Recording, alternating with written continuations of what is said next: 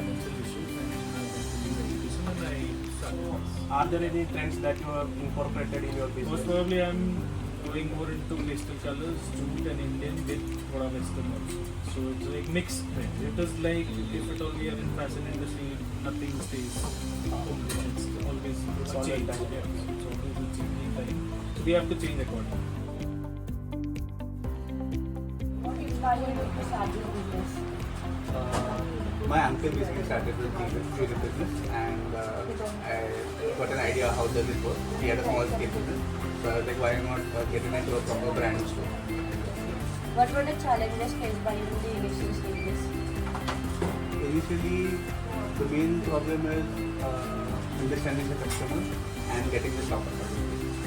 So that has been the major. Does technology play in business operations, like any software that you guys use? Yes, we are using Odoo for our business, and software is the major part, which is again one of my major challenge because this business is actually a business which is not. It's more of offline business. No, there are very few businesses in jewelry which are getting it online, so it has been a major challenge for me.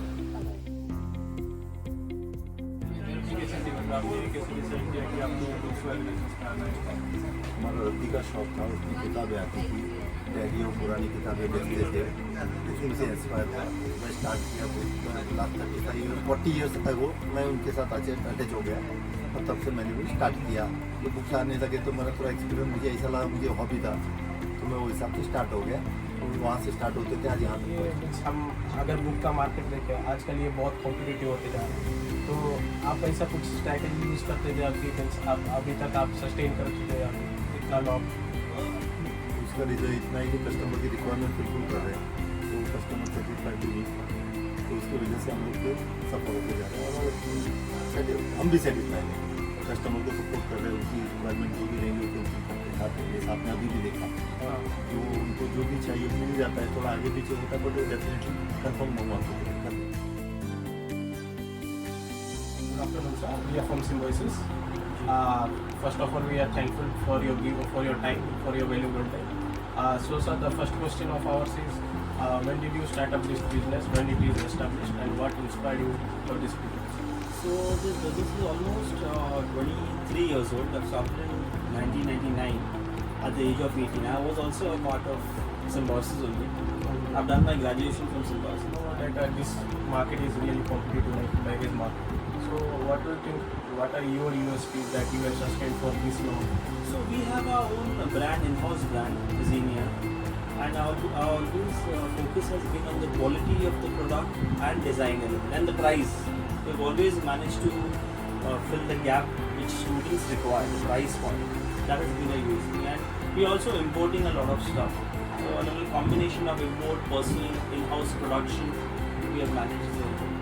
Sir, in today's market, digitalization has been a really big. Yeah. How you have coped up with that for your for like billing purposes or your day-to-day business purposes? So, of course, digital is the most important. Digital advertising is the most. Instagram right now, Instagram is the most active. We try to make reels, we show our products, we show our shops and everything. And the future is online. We are slowly, gradually, a lot of young generation, all the Gen Z people are preferring to buy online. आम्ही विचारायचो की तुम्ही ही business आपला खूप gender आहे तुम्ही कधीपासून आणि तुम्हाला काय इन्स्पायर केलं की तुम्हाला या क्षेत्रात काय नाही तेव्हा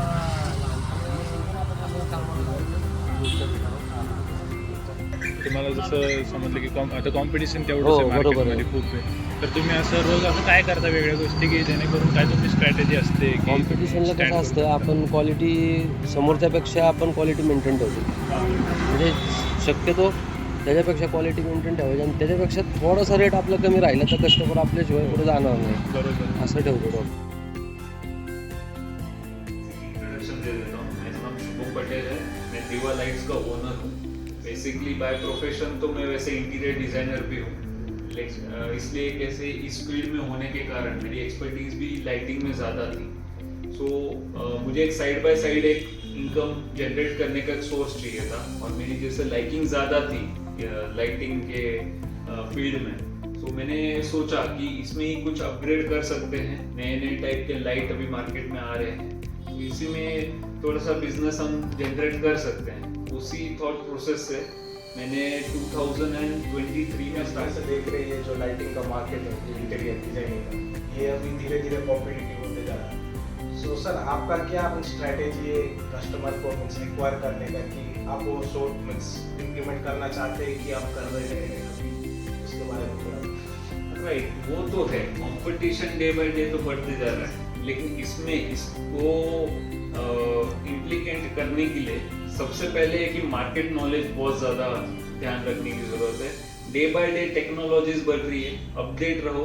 अपने वो सोर्सेज भी बहुत ज़्यादा है, इंस्टाग्राम पे मिल जाता है, गूगल पे मिल जाता है, नई नई टाइप की एलईडीज आ रही है। जैसे अभी एलईडी बनाने की 2 मेजर कंपनीज है, ब्रिजलक्स और क्री, तो ये कहाँ से आती है, कैसे इम्प्लीमेंट होती है, ये सब नॉलेज बढ़ाने से वो बढ़ सकता है।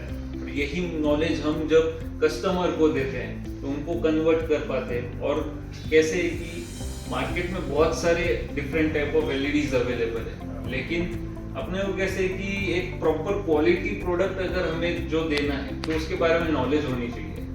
तो प्रॉपर नॉलेज वो अपडेट करने से और उनको समझाने से डेफिनेटली अपना मार्केट ग्रोथ बढ़ता है, क्योंकि लोगों को जो चीज समझ में आती है वो लोग खरीदते हैं। Potential customer, eventual customer, obviously. आपने कैसे सेक्टर में इन्वॉल्व हुए पहली बार तो? और ऐसा हुआ कि पहले तो फार्मेसी का मैंने स्टडी किया, 3 साल का कोर्स, फिर 3 साल मैंने सर्विस की। 3 साल के बाद फिर कोरोना का सिस्टम ये आ गया, पीरियड आ गया। तो सोचा कि अभी कोरोना के पीरियड में तो बिजनेस सेटअप करने का बहुत ठीक है, मेडिकल फॉर्म तो इस प्रॉब्लम में लास्ट स्टेज में आया, जो कोरोना के एंड मतलब थर्ड स्टेज था, जो first stage, second stage, third stage में आ गया। यूनिक सेलिंग पॉइंट है जैसे जो आपके बिजनेस को डिफरेंशिएट करता है दूसरे लोगों से, जैसे ये वाला एक फ्री गिफ्ट वाला यूज़ कर रहे हो? गिफ्ट भी है, और मतलब जो भी स्टूडेंट है उनको हम कम प्राइस में करके देते हैं, तो वो ज़्यादा से ज़्यादा स्टूडेंट ही आते हैं आपके डिस्काउंट्स एंड ऑल। फिर उसके बाद आपका टेक्नोलॉजी का क्या रोल रहा है बिजनेस में?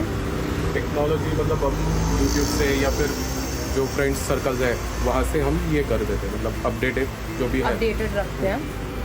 और ऐसे कोई आपको लगता है इस बिज़नेस में आगे कुछ ऐसे चेंजेस आने वाले हैं, या कुछ भी जो आपको लगता है आपको अडाप्ट करना पड़ेगा?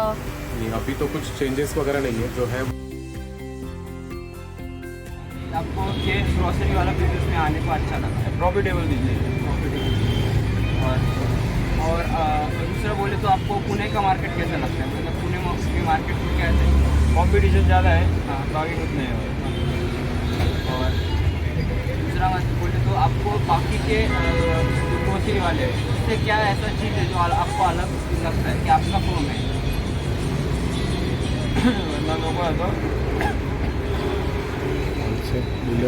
होम डिलीवरी और वो प्रोवाइड करते हैं, इसमें थोड़ा अलग पड़ता है। हाँ, और मतलब होलसेल रेट को भी होलसेल रेट। और जब आपने पहले से स्टार्ट किया, आपने आपका खुद का कमाया वो पैसा लगाया या फिर कोई लोन वगैरह? नहीं, पिताजी से लाया। आपको खुद का ठीक है भैया, ये आपका जो बिजनेस शॉप है, तो अलग शॉप से ऐसा क्या अच्छा है कि आप कस्टमर आपके पास आते हैं?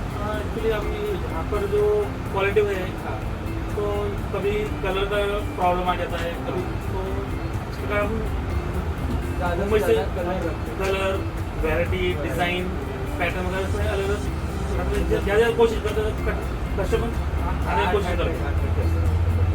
और आपको जब आपने स्टार्ट किया, आपने आपके खुद के पैसे कमाए हुए पैसे लगाए या फिर कोई लोन से स्टार्ट किया? नहीं, उस टाइम तो एक्चुअली हमने बाहर से थोड़े से पैसे लाए थे, तो एक बार स्टार्ट किया, तो जैसे हुआ तो बाहर को पैसे लाए तो उनको वापस रिटर्न किया, और वो इससे आगे चलते गए। धन्यवाद, वेलकम। माझं नाव धीरज अलिंगम, मी सिम्बॉयसिस कॉलेजवरून आलो आहे। सर तुमचं नाव प्लीज? मकन सदाशिव सूर. धन्यवाद. सर तुम्ही या मेडिकल क्षेत्रामध्ये किती वर्षापासून आला? आता 7 वर्ष पूर्ण झाली वाटली. आणि म्हणजे तुम्हाला काय वाटलं की काय इन्स्पायर केलं की तुम्हाला मेडिकल क्षेत्रात यावं आवडलं?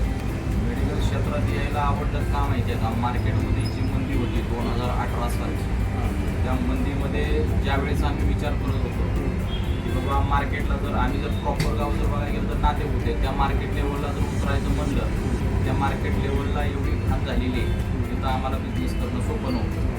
आणि एक साधा बिझनेस म्हणजे तिथं चालण्याजोगा नाही, कारण तिथं मोठमोठे इन्व्हेस्टमेंटर होते. त्याच्यामुळे मी ती जागा सोडली आणि पुण्यामध्ये आलो. पुण्यामध्ये मला स्टार्टला 10 लाखाचं बजेट लागलं. त्यातलं मला प्रॉपर मार्केटमध्ये उतरून जे ॲडव्हर्टायझिंगचे म्हणतो ना आपण फोकसता येण्यासाठी 1 ते 1.25 लाख रुपये मी वैयक्तिक खर्च केला.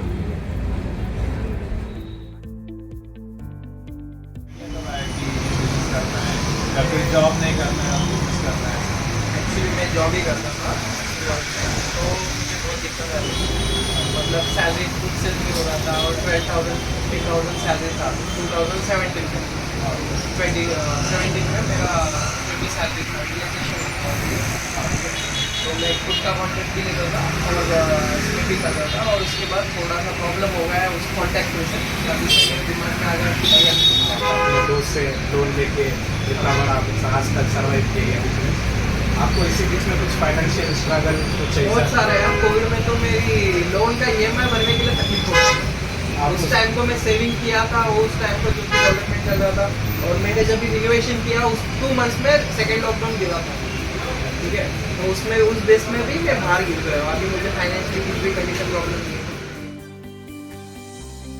बिजनेस चालू किए थे तब आप अपना इनिशियल इन्वेस्टमेंट कहीं से लोन से लाए थे कि आप अपना खुद के कैपिटल लाए?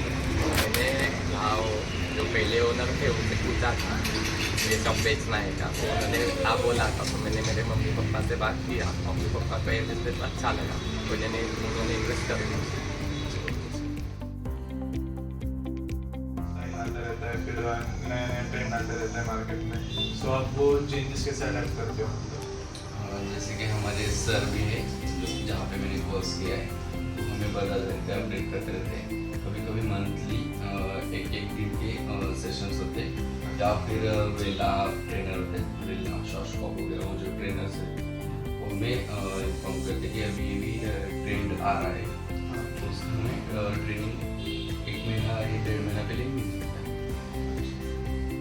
और जैसे कि हम देखते हैं कि बिलिंग वगैरह के लिए आप कोई सॉफ्टवेयर यूज़ करते हो या मैनुअली आप करते हो?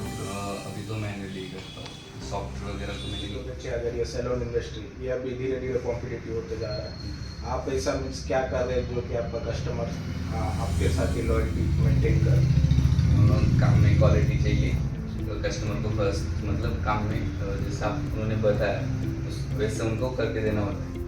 तो सर्विस बेस्ट अच्छी होनी चाहिए और यहाँ पे सैलून मतलब क्लीन एकदम अच्छा लगना चाहिए. अंदर आते अच्छा फील होना चाहिए, सब अच्छा रखना. और मार्केटिंग के लिए तो इंस्टा पेज वगैरह प्लस बैनर्स वगैरह रहते हैं.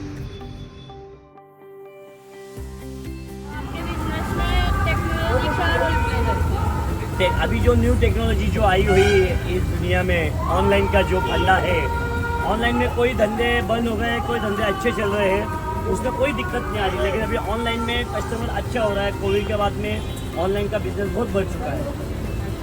तो आपका यूनिक सेलिंग पॉइंट क्या है? हमारा यूनिक सेलिंग पॉइंट एक ही है, इसमें कस्टमर को बेस्ट क्वालिटी दो और बेस्ट रेट में दो, उससे सदा ग्राहक खुश रहे और वापस हमारे पास आने की